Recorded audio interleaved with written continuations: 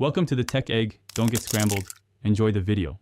You start by preparing the environment and opening the app. Install Android Studio and SDK components, then place the APK or source in a working folder so you can iterate. Next, enable APK analysis or import the Gradle project. This lets you inspect resources, manifests, and code. Once done, make a backup copy of the APK or repository so you can always revert. Make sure to set the proper Java and Android SDK paths. This prevents build failures later. Now you edit the app. Decompile with APK Analyzer or open the source modules to reach Java/Kotlin and XML files, because that's where behavior and UI live. Change layouts, update strings, and modify manifest entries to reflect your feature or branding. Explain why.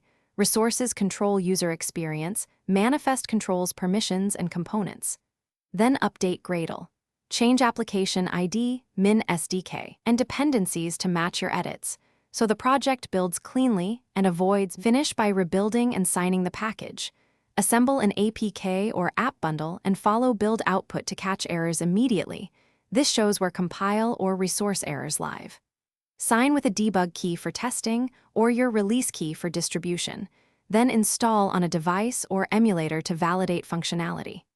If crashes happen, open Logcat, set breakpoints, and step through suspect code, if needed. Revert to your backup and apply fixes incrementally to isolate the root cause. Thanks for watching. Consider subscribing if I helped unscramble your problems.